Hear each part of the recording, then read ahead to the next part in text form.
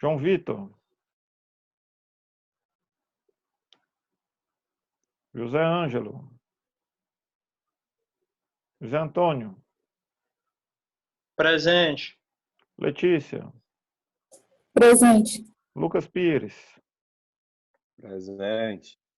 Márcia. Maria Júlia. Maria Vitória. Presente. Mário Henrique. Marlo. Matheus Cardoso. Presente. Opa, Matheus Cardoso está. José Antônio. Deixa eu botar aqui. José Antônio também está presente. Presente. Já está aqui. Matheus Cardoso. Presente. Merielle.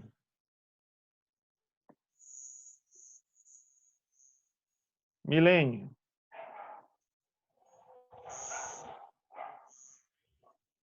Rayan está. Pedro Silvino.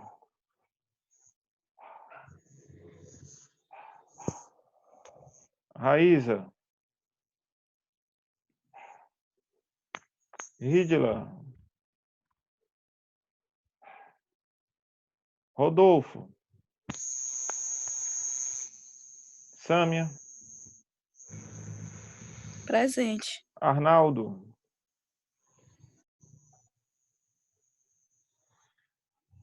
Messilane. E Tiago Henrique.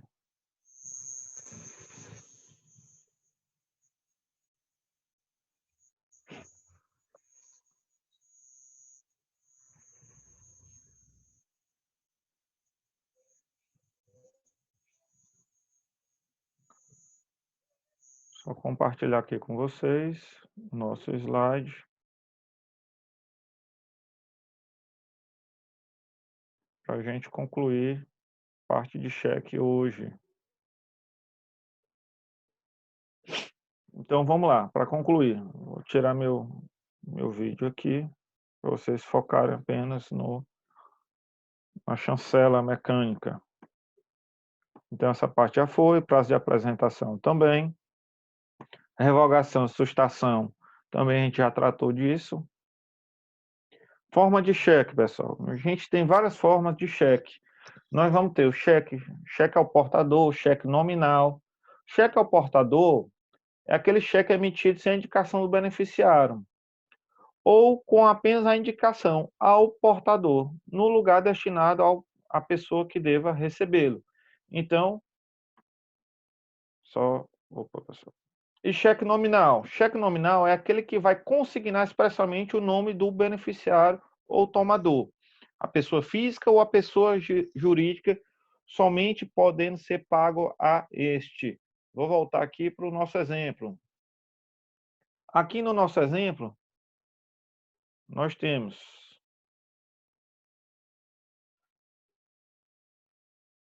aqui, pague a este cheque a quantia de R$1.000, centavo acima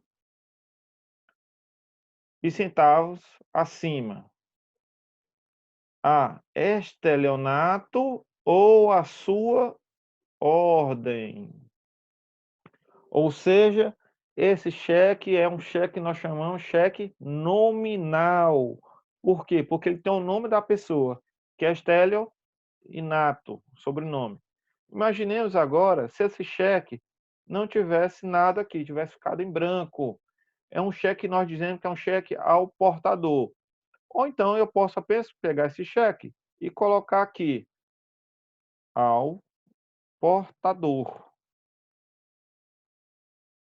Então, é possível que eu preencha esse espaço aqui com a nomenclatura cheque ao portador.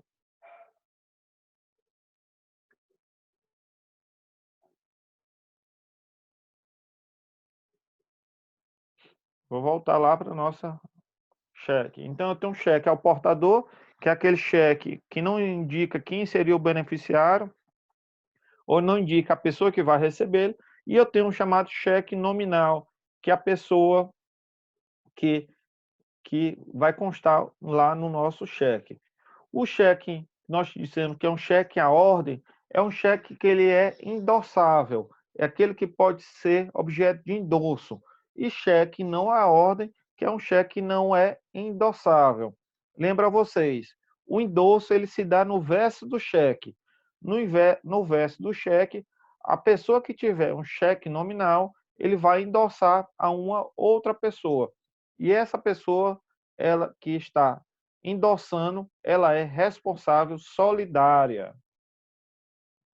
Eu tenho ainda o chamado cheque visado, que dentro dessas espécies de cheque, nós temos a figura do cheque visado, que é aquele em que o banco certifica a provisão de fundos, apondo o seu visto na ordem. Então, eu tenho um cheque visado, que é aquele que o banco ele apenas vai certificar dizendo que tem fundo, se tem ou não tem fundo este cheque. O emitente vai requerer ao banco que bloqueie a quantia indicada para garantir a esse pagamento. Esse valor ele vai ser debitado na conta corrente do emitente e reservado em benefício do portador legitimado. Ou seja, lembra vocês, o cheque visado não é aquele que existe aceite, não. E nem aquele em que o banco vai tirar do seu próprio bolso e garantir o pagamento, não. O cheque visado, o banco ele vai apenas, que é o sacado, ele vai apenas certificar que existe provisão de fundos e ele pode reservar esse numerário para o pagamento daquele cheque. Então, cheque visado seria desta forma. Cheque cruzado é aquele em que ele apresenta atravessado duas linhas paralelas. Vou lá no nosso exemplo do cheque novamente. Esse cheque aqui é um cheque que nós dizemos que não é um cheque cruzado. Cheque cruzado, pessoal, você faz duas linhas paralelas. Então, eu poderia pegar a caneta e fazer o seguinte risco no meu cheque. Pá, pá. Se eu fizer apenas dessa forma, significa que eu estou cruzando o cheque. Esse é um cheque que nós dizemos que é um cheque nominal e é um cheque também que é um cheque cruzado. Nominal porque ele contém o nome da qual a pessoa está no cheque e ele é um cheque cruzado porque eu fiz essas duas linhas paralelas de formas transversais.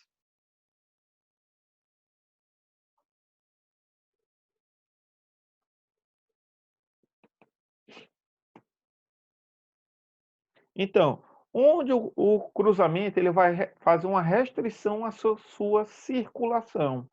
Somente poderá ser pago de um banco para outro banco, a um cliente do banco sacado. Ou seja, o cheque desse, eu não vou poder apresentar esse cheque na boca do caixa para sacá-lo. Esse cheque, quando ele é cruzado, ele deve ser necessariamente ser depositado em alguma conta bancária para assim ser compensado. Esse cheque cruzado ele pode ser em preto ou em branco. O cruzamento em preto é quando entre essas linhas paralelas houver a indicação do nome de um banco e somente a este poderá ser feito o pagamento. O cruzamento em branco é quando as duas linhas não constar nenhum banco, podendo ser pago a qualquer banco. Ou seja, vamos lá.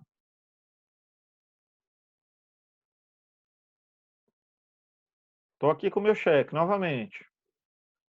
Eu vou pegar esse cheque e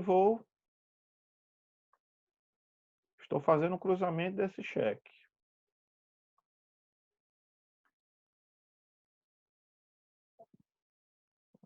Vou apagar aqui, porque não ficou legal. Mas imagino que eu fiz o cruzamento, duas linhas paralelas de forma transversal. Estou fazendo aqui o cruzamento desse meu cheque. Venho e escrevo aqui.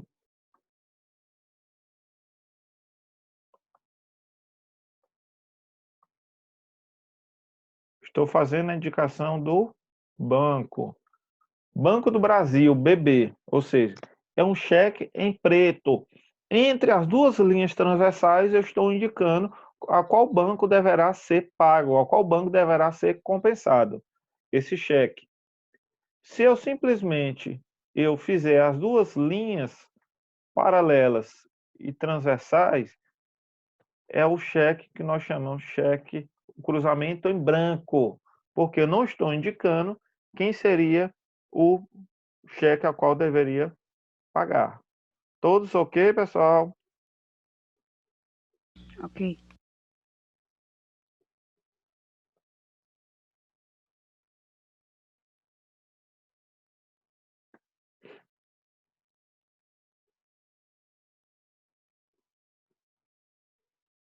Eu tenho ainda o cheque viagem, que é uma espécie de cheque muito difundido para fins de viagem, que ele dá uma maior segurança e conforto aos turistas, né? Em que você pega esse cheque e apresenta na sua sucursal. Isso é utilizado principalmente em bancos internacionais, que é o Banco Itaú, por exemplo. Você vai numa agência Itaú lá em Buenos Aires, na Argentina, e você pode fazer esse saque. Cheque postal, que seria uma espécie de cheque dos Correios, em que os Correios eles fazem o papel de correspondente bancário. Eu tenho um chamado cheque administrativo, que ele é emitido pelo próprio banco contra si mesmo, também chamado de autossaque. Através dele, um banco pode sacar a conta de outros estabelecimentos ou filiais a favor do terceiro. Nós temos ainda o cheque fiscal, que é aquele emitido por ordem do poder público em favor de um contribuinte. Na restituição dos seus tributos, será sempre nominal, com cláusula não à ordem, sendo proibido a seu endosso. Cheque especial é aquele emitido em razão de um contrato de abertura de crédito pré-estabelecido entre o sacador e o sacado, e o cheque em branco, que vem regulamentado no decreto 55.595/66. É um que é preenchido de forma incompleta, desfalca de algum dos seus requisitos, porém, ele pode ser completado pelo portador ou beneficiário. Falta 2 slides, pessoal, para a gente acabar. Vocês estão sendo vitoriosos hoje. Estou gostando de ver. 20 alunos que nós tivemos aqui na nossa aula. Prescrição, pessoal. A prescrição, ela vai dar da seguinte forma. Ela prescreve em 6 meses essa ação dos seus contra o sacador, ação contra o sacador, endossante e seus respectivos avalistas, prescreve em 6 meses, contado do término da apresentação. E a ação dos co-obrigados prescreve também em 6 meses, porém, é contado do dia em que pagou o cheque ou do dia em que ele foi acionado judicialmente. Nós temos ainda a súmula 503, que vai me dizer, do STJ, que vai dizer: o prazo para ajuizamento de uma ação monitória em face do emitimento do cheque sem força executiva é quinquenal, a contar do dia seguinte da emissão estampada na sua carta, ou seja, estampado no cheque. Lembro a vocês que o prazo de apresentação é de 30 aos 60 dias. Ao final desse prazo de apresentação, inicia o prazo de 6 meses para execução e nós temos, depois desse prazo de 30 aos 60 dias, o prazo de ação monitória, que é 5 anos. Tudo bem, pessoal? Ação monitória?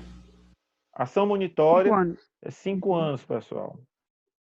Então, só para ficar bem claro para vocês, nós vamos ter aqui um prazo, que é o prazo de ação monitória, que é 5 anos, contado após o prazo de apresentação, que é com base na súmula do STJ. E nós temos o prazo de execução, que é 6 meses após o prazo de 6 meses, ele é contado após o prazo de apresentação. Ou seja, eu emiti um cheque para o Gilderlan. O Gilderlan recebeu esse cheque. Ele tem 30 dias para apresentar esse cheque aqui em Teresina. O que é que ele fez? Ele foi apresentar esse cheque lá em Timon. Então, ele teria, no caso, 60 dias para apresentar esse cheque lá, o banco. Ele levou lá no 60 dias, no 60º dia, ou seja, nos 60 dias. Ao final dos 60 dias, ele apresentou o cheque.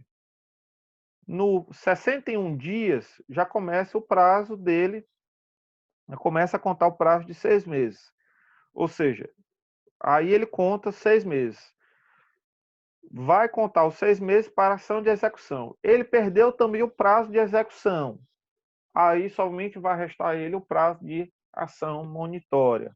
O que é ação monitória e ação de execução, vocês vão ver lá em processo civil com mais calma. Tudo bem, pessoal? Ok. Todos entenderam? Sim.